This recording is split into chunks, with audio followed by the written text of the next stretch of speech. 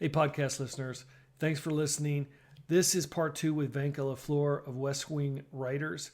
She talks about Monroe's motivated sequence, mental cups. It all starts with ideas and content. Man, I thought it was great. Hope you love it. Enjoy. Let's go.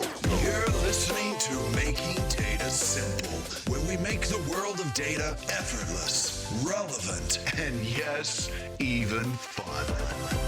Let's go. Are there any tricks? I mean, I'm sure there's many tricks. I mean, the one trick that I often use when I'm doing a speech is I've often learned that you got to start it with one of three things, and that is a story, a fact, or a question. Mm-hmm. I typically lean towards the stories. And the reason I do that more than anything else, I think it connects, done right, it provides a connection to the audience. And most notably, it gets them off their phones for a minute. When somebody's telling a story, you know, they'll look up and they'll start paying attention. It's just profound when you're on stage and you can see that happening. And that gives me more comfort because then I know, all right, people are in this with me. And then I get more empowerment when I'm on stage and you know, I get some momentum myself. What other tricks do you see? Well, I love what you just said there, you know, I think the most fundamental thing is when you're starting out a speech, you do have to get their attention. And you gave 3 great ways to do it. That's just, you know, that is the fundamental thing, right? You got to grab their attention. A story is one of the best ways to do it. And you gave some very good reasons why, both from the speaker's point of view, like, as you say, you know, you feel like you're getting people with you. I think people often, speakers, even speakers who don't always feel very comfortable, you know, at a podium or in front of a camera, are okay telling stories, whether it's a story about themselves or if they don't feel comfortable telling a story about themselves, a story about somebody else. These are things that we do naturally. And so it can be, you know, a great way for a speaker too, to kind of have that moment at the beginning of a speech where they harness their own adrenaline in a very positive way. And as you say, then, like, the audience is going to perk up and listen to a story because our minds are wired for stories. We like stories. It's how we make sense of the world. And a great thing about stories is that they're much easier to remember. And so when you tell somebody a story, odds are good that they'll be able to repeat the story after your speech is over. So that's another really good trick about that. Mm-hmm. So thinking then about, you know, other ways to grab an audience's attention right at the start of a speech. So you named 3: a story, a fact, or a question. You could give people sort of a shocking statistic or a controversial, like a counterintuitive statement.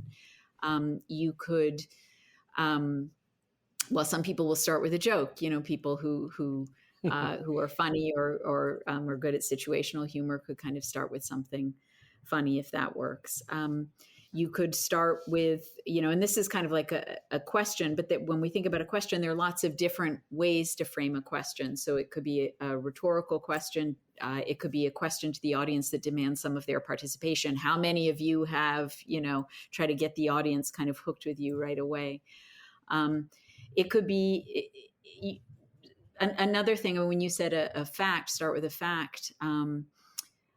Sometimes, you know, the fact that you start with is something that's really sort of shocking or suspenseful, and that can also, you know, hook people right from the start. So those are all great ways to do it. And the main thing, which you just sort of understand intuitively, is you got to get their attention right from the start. Which is why we sometimes counsel our clients. You don't necessarily need to begin the speech with the customary paragraph of thank yous. That doesn't mean that you don't weave those thank yous and acknowledgments in at some point, but it doesn't need to be the first thing that comes out of your mouth. You don't want to waste that, you know, that first moment of engagement with an audience by thanking everybody for having you here tonight and so forth and so on. Jump right in and then put the thank yous a few paragraphs down.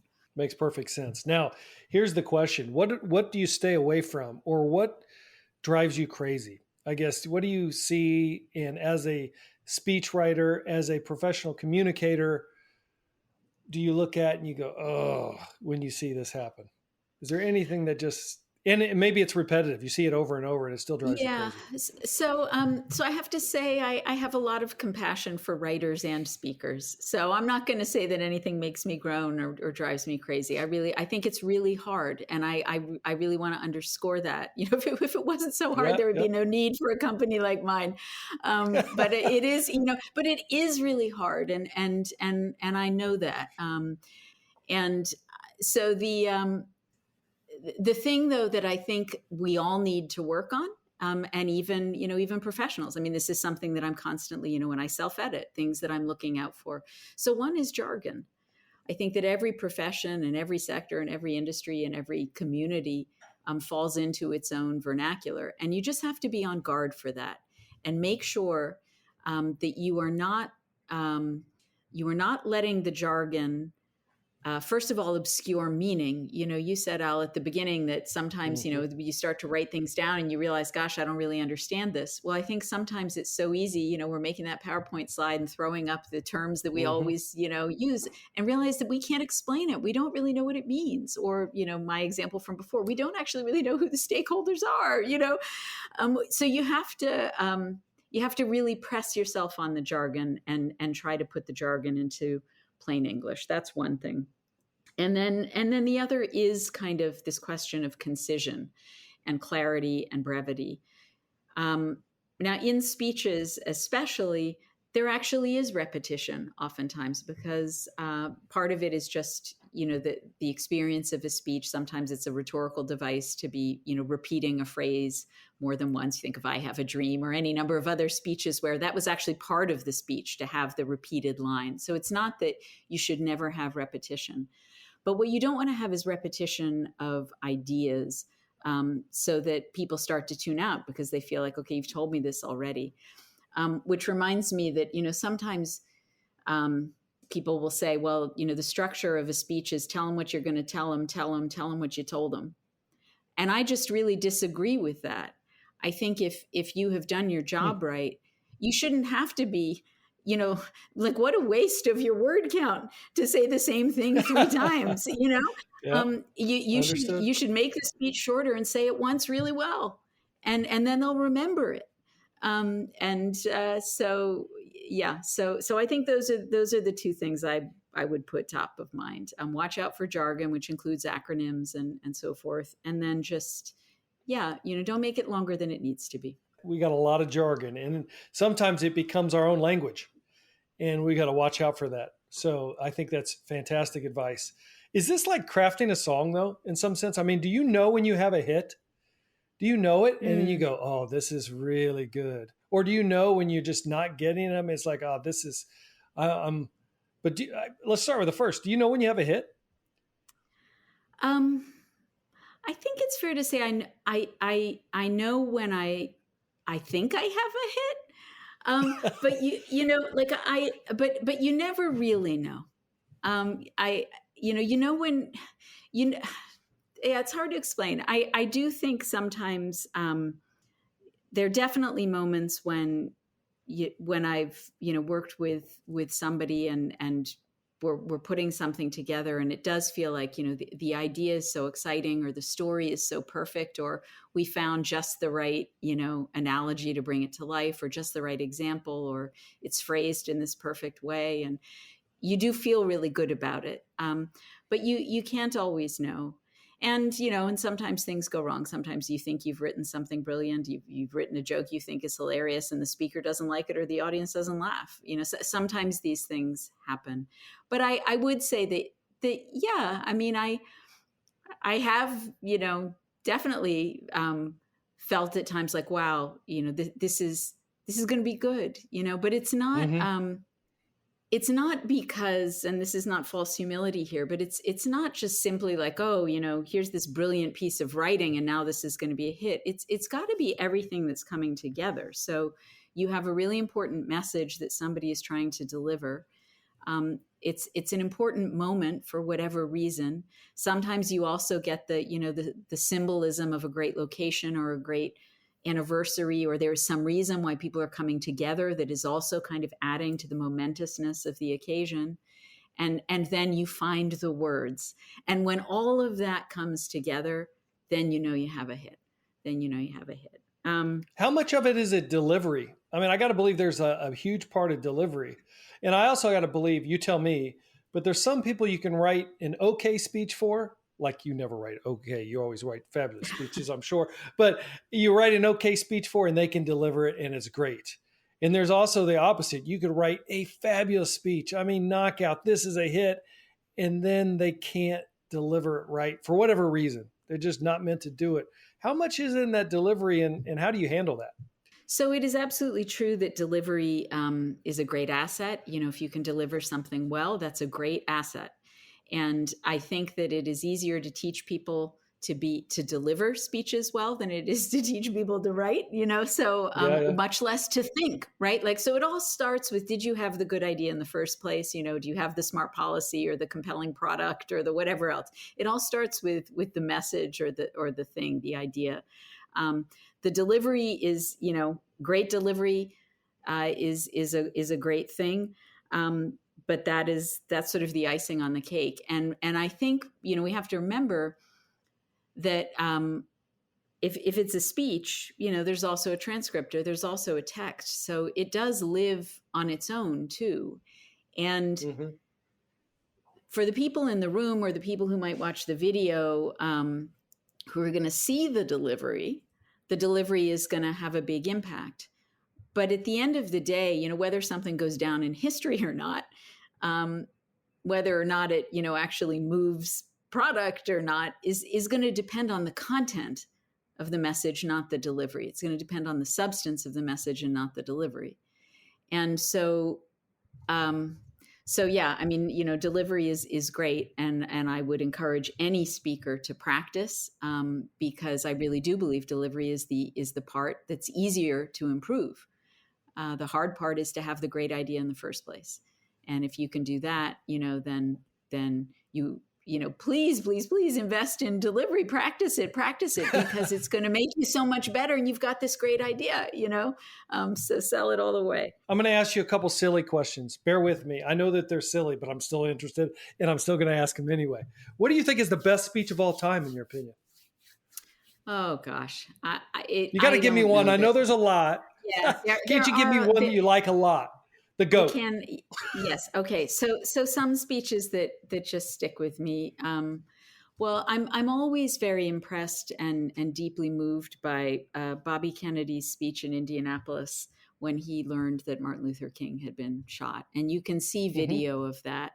And that speech is really, it just sticks with me for a number of reasons. Obviously it is a terrible thing to have had to speak about, and, a speech you wish had never had to have been given. But it is one of these instances where he kind of rises to the moment in this very impressive way. And he uses very simple language to talk about, this very big thing that has happened. And he is addressing a crowd in real time. He was campaigning, and then he gets the news before the crowd does. And so he has to break it to the crowd in Indianapolis that this terrible thing has happened. And you hear the collective gasp from the crowd as he tells them. And then he talks about, again, just sort of really simple things, and love and hate and peace and violence and black and white and, truth and justice. And he talks about his own family's experience, that his brother lost his life to an assassin's gun. And then at the end, he quotes from memory a poem from Aeschylus, which is kind of incredible. It's just hard to imagine, in contemporary political life that, people would just be out there just like reciting classical poetry off the top of their head. But he comes up with this very apt verse, and when I was talking before about, Bill Clinton, that his intellectual and just personal interests were so wide ranging that kind of everything was credible. So here you have, Bobby Kennedy just kind of speaking from his own base of knowledge and quoting this poetry. And even if you had never heard of Aeschylus, that the words that he uses here still have meaning. You don't need to know where they came from to be moved by the words that Kennedy finds in that moment. So I just think it's just such an extraordinary, thing that he does. So that's one speech that sticks with me. I got a question for you, and maybe it's obvious. I asked a lot of rhetorical questions. One of the reasons I asked you that is just to kind of get why you felt like those speeches were terrific, and that's what you've done.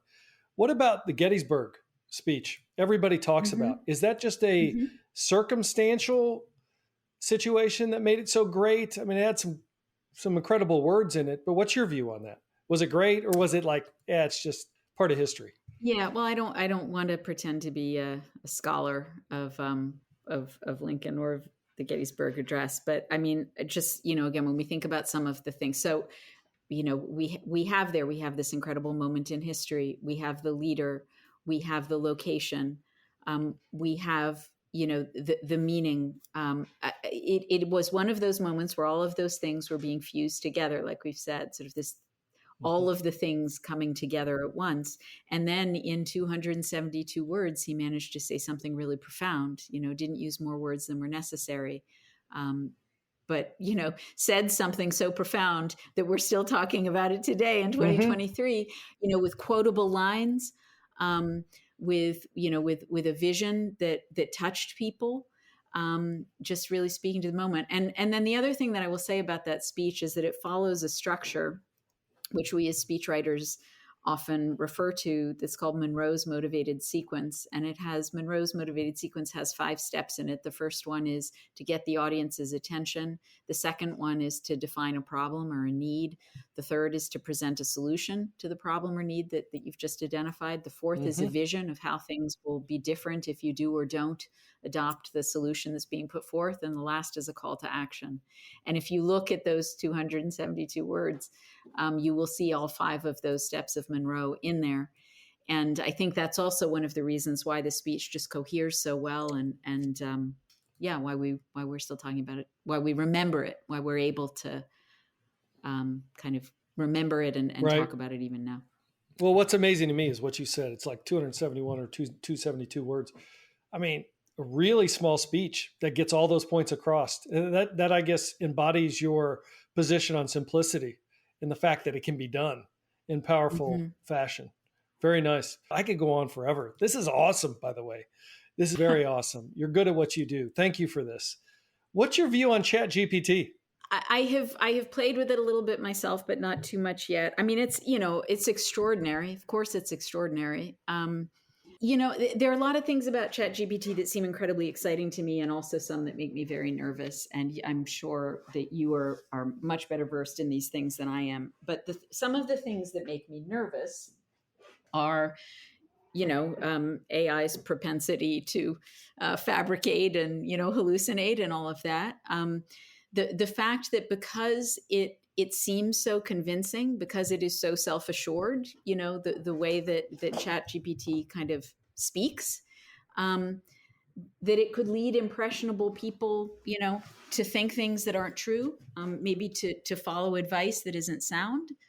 I worry about that. I have read articles about, the influence that ChatGPT could have even on our political system. If it makes it so easy to generate text that you could then, be bombarding politicians with letters or things that could sway decision making. So I have a whole mixed bag of concerns about it. And the last one that I have is that it's my understanding that at least right now, the sort of the corpus of data that it's using to generate the responses is only current up through 2021 or something like that. So it's also, it's not even drawing on the most recent information, and that makes me nervous too. But having said all of that, I mean, wow. It's pretty incredible. It's pretty incredible. And I'm sure that it will be transformative, but like every transformative technology, I'm sure there are going to be unintended consequences. As always. No, I think it's great technology. Look, my point of view is very cool. I think, I use it, and it's a good place to get started, just to get started. But you're absolutely right. It's filtering, or I don't want to say it's not filtering. It's grabbing anything and everything from the internet with unknown copyrights. It's unbounded. You're going to get everything from self-help to hate speech, all in the same gamut. So you got to be very careful. IBM's approach is we're much more bounded. We're business driven. We make sure it's isolated to one domain. But ChatGPT is a large language model that I think could still be used. What I'm worried about is, I don't know if you've heard these fake speeches. Like there's a fake Biden speech out there. Yes. That's a very hot trend in AI voice tech. It's his voice. I Yeah. mean, Yeah. if right now, I think it's all in entertainment and people aren't having good, positive fun with it, at least so far I've seen.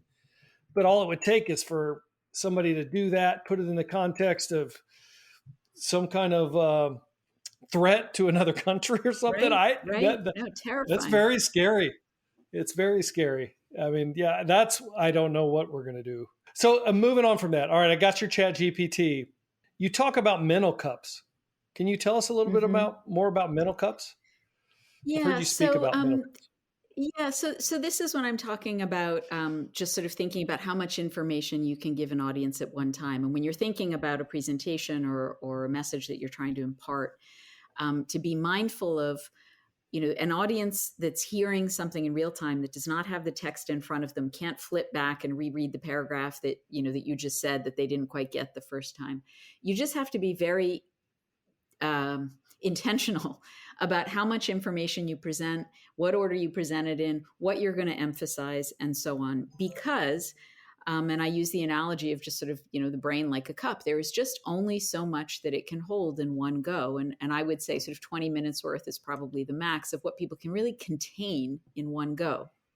And if you give them more than that, if you imagine like pouring water into a cup, that once it has reached the rim, you can keep pouring the water, and the cup is going to stay full, but things are now going to be splashing out onto the table, and you end up with a mess instead of a message, because you can no longer contain what you can no longer control what stayed in the cup and what splashed out onto the table.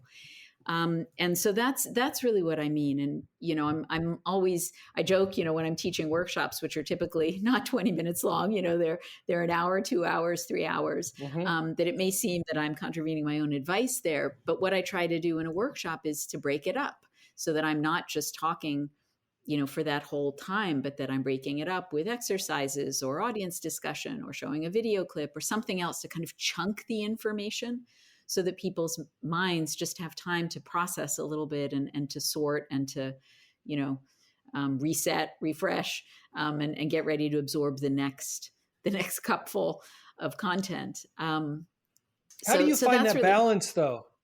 I mean, yeah. that's the difficulty. I mean, because I hear exactly what you're saying, but a lot of people, as I'm coaching them, and look, I need to be coached just as well, make no mistake. But as I'm coaching them, they don't see it quite the way I see it, right? They say, "Oh, Hmm. this is not too much. We'll be fine here." All these words Yeah. on the slide, they need those. That kind. How do you know if you found the right balance? Is there any tests that you can make, or any things you can check yourself on? Yeah, I mean there are some sort of simple ones, post event surveys. But if you do, you give a presentation and then even immediately afterward, give the audience a brief survey and ask them, a few questions about the material you just presented and what do they remember and what do they retain. And one exercise I like to do sometimes in workshops, I had found a 3-minute speech. It was a TED talk that somebody gave, and it's only 3 minutes long. And I would show this 3-minute clip, and one of the things that the presenter does in this 3-minute speech is he's basically giving how do you become successful in life. And he says he went and he interviewed a lot of people who go to conferences like TED, successful people, ask them what their secrets are for how they thrive in life. And then he has these 8 things that people do. So in the span of 3 minutes, he lists 8 things that make people successful. I show people this 3-minute clip, and then I ask them how many of the 8 things they can remember. And it's usually nobody can remember all 8, even after a 3-minute clip that we just watched. But then what's interesting is I say, well, what do you remember? And they remember a few key things. They remember the part where he told the story. They remember the funny line, the joke that made them all laugh out loud. They remember that. They remember the acronym. He says at one point that, in order to be successful, you have to deal with a lot of crap. And what does crap stand for? And I think it's like criticism, rejection, a-holes, and pressure, or something like that. I don't remember exactly what it is, but it's Yeah, something yeah. like that. They all remember that, right? Like, again, like using what's the word? Mnemonic device, to remember something. So he's using in these 3 minutes, little rhetorical tricks that help some of his 8 points stick, whereas the other ones, even 3 minutes is too long to retain a list that has 8 things in it. So I think the way, coming back to your question about, when you're coaching people, I think you have to actually sort of put it to the test with them and have them experiment, have somebody present a list of 10 facts and then have somebody else weave those 10 facts into a story and kind of see which ways the audience is, or somebody else puts them up on a slide and, leaves the slide up for 4 minutes. See what are the different ways that you can help an audience retain the information, if that's really what you're trying to achieve. And when you do these speeches, do you put emphasis on where tone should be placed? I mean, where does tone come in? Tone, inflection, etc. Yeah. So, well, I guess that sort of comes down to delivery. When we're working with speakers to really coach their delivery, sometimes we'll, literally work with them to mark up the speech text, almost like sheet music, underscoring things, putting things in bold, putting a lot of ellipses, sometimes writing into the speech text, I'll write in parentheses, pause, to sort of give them stage directions or whatever to help them kind of deliver their own material. And tone and what I would call vocal variety does matter a lot when you're speaking, because that's what makes it interesting to the listener's ear to have the variety. We've all, remember the old Charlie Brown cartoons where the teacher's voice was wah, wah, wah. When something just sounds so monotone, it's hard to stay engaged. So vocal variety does matter a lot. Getting a little bit louder, getting a little bit quieter, the pitch, the tone, all of those things can make a big difference. So yes, it does matter. But, but at the end of the day, like I said before, it does all start with the ideas. It does all start with the content, what you're saying, and making sure that what it looks like on the page, that what you're about to say is really worth listening to. And then you can practice the tone and delivery. Thank you very much for that. Before we leave, West Wing Writers, I presume it's a combination of, well, you need to describe your company, but it will do education training on communication writing as well as writing speeches themselves. I mean, tell me what offerings you guys have. Yeah, so we're a strategic communications firm and really kind of see ourselves in the business of, some of our own kind of taglines say we're helping good people get good ideas out into the world. We are actually platform agnostic about what the best way is to get that idea out. So it might be through a speech. It might be through their website. It might be through a white paper. It might be a video script. It might be they're having a multi-speaker conference. It might be internal comms or external comms. It might be ad copy. As short as a tweet, as long as a book. They're all different ways to be getting a good idea out into the world. But our role is actually kind of all along the continuum of first helping people develop that idea to really understand what is the unique thing, the special thing, the important thing that they have to say that is really unique to them, the message that they need to get out there that's going to differentiate them from others in their space.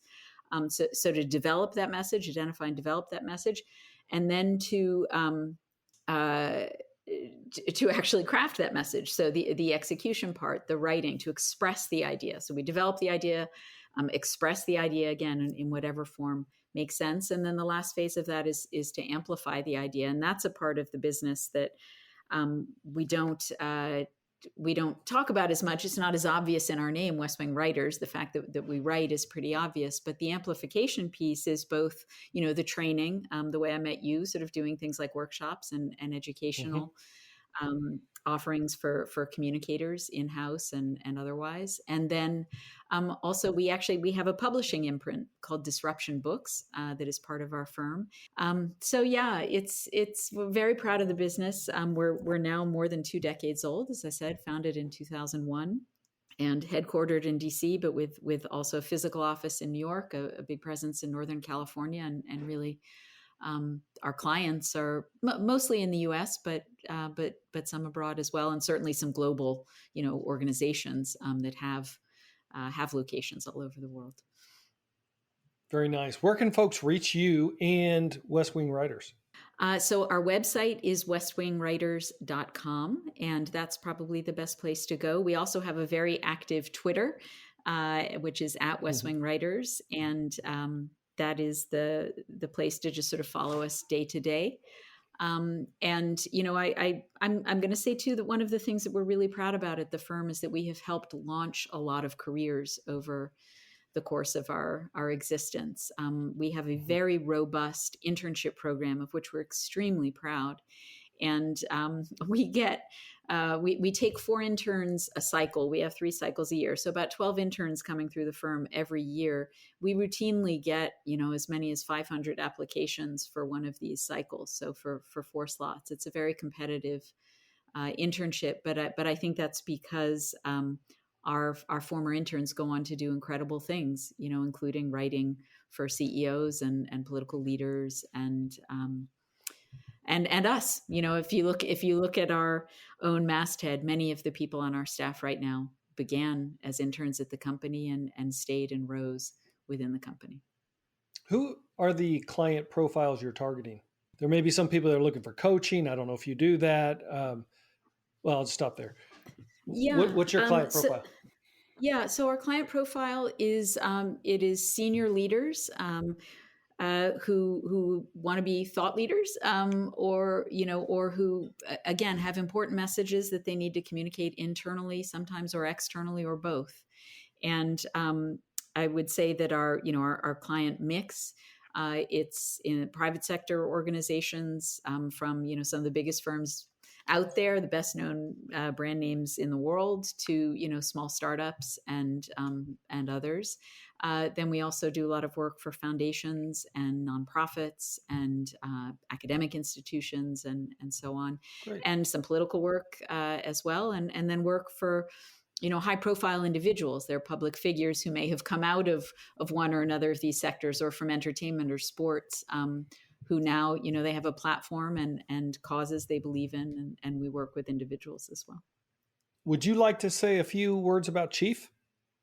So Chief is actually, so I'm a founding member of the DC chapter of Chief. I'm not a founding member of the entire organization. So I'm actually a relatively new member of Chief overall, but I was a founding member of their DC branch. This is an organization, it began in New York, and it is, just as you were saying, it's for women leaders, kind of C-suite women leaders, to network and to support each other and to boost our own kind of professional development and so on. And I have just found it to be a great resource to meet other women in jobs like mine, and to share ideas and to network. So I think it's a great resource, for women who are looking for that sort of thing. All right, I got 3 very simple questions, as we'll wrap it up with this. A little personal, but I think you'll be fine with them. Who inspires you?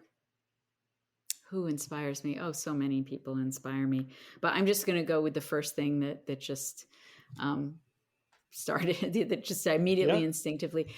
My parents inspire me. I do feel just really fortunate to have been raised by 2 amazing parents. As I say, they were both professors. They're retired now, but both still, even though they're in their 80s, both still extremely active. And in fact, they just published a book that they wrote together just last year. So, my parents, both brilliant writers, and thinkers and role models. So they inspire me. My mom, whose name is Elaine Showalter, for a long time was the chairman of the English department at Princeton, but also known as a leading feminist scholar, really at the vanguard of feminist literary studies. My father, whose name is English Showalter, was a French professor and a scholar of 18th century French. And so when I talk about, I had wanted to be a diplomat and I was a French major in college. I mean, I think I'm really the fusion of both of my parents. I was going to say, they must love you. They're like, this is the perfect kid. Well, of course they love me, but I love them. And so that's who immediately came to mind. I of course, literally, I wouldn't be here without them, but also I'm just, I'm fair enough. I still learn from them today. All right. Question number 2, and you're a writer, so I'm really interested in this. What's the book you recommend most? Well, I'm here. I'm going to give an answer, just thinking about my profession. If I had to tell somebody to read just kind of one book that would be the most useful for the kind of work I do, I would say read Made to Stick, which is by Chip and Dan Heath. And it is super accessible. and it has just really good practical tips.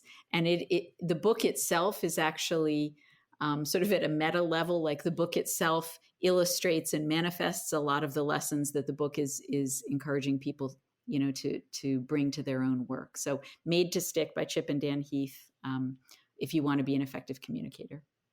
Awesome. Last one. This is the easiest one of all. What do you do for fun? What do I do for fun?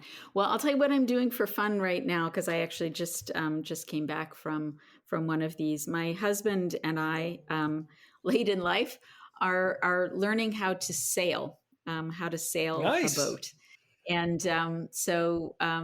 yeah, so this does not come naturally to me, I must tell you. I grew up in central New Jersey, and I'm not a seafaring kind of gal, but I'm trying, and it's a whole new vocabulary. I'm learning all kinds of new words like starboard port and all of this, and halyard and Yes. rudder, and there's a whole new thing to learn, but it's kind of fun, and being on the water is of course amazing, and the dream is that we would someday become good enough sailors that we could invite friends to trust us to take them out. That's funny. No Gilligan's Island, but that we could all go sailing together. So that's the plan. Well, that's what I'm doing. It's funny that you say that. I bought a boat like about a month ago, and last week we took it out. But it's a surf boat. You can actually surf on the back of it. So before I take friends out last week, and it's I live in Kansas City, so it's in southern Missouri and the lake, and so we went down. There's a little chilly, but it wasn't bad. So we take it out, and I'm messing around with this thing, and it's got tabs, so it can level the boat. Like if it's tilted a little bit, you just hit this tab. That's what they were telling me to do. So we're out this pleasure ride, and I'm going. So I started playing with the tabs. This is the impatience in me. I didn't think they were responding. Like I'd put the tab up to like a number 5, and then it would go back down to 0. But what I found out later, what it was doing is it would calibrate down to 0 until it worked its way up to 5, right? So I don't think it works. So then I'm like, all right, hit it again. Go to 10.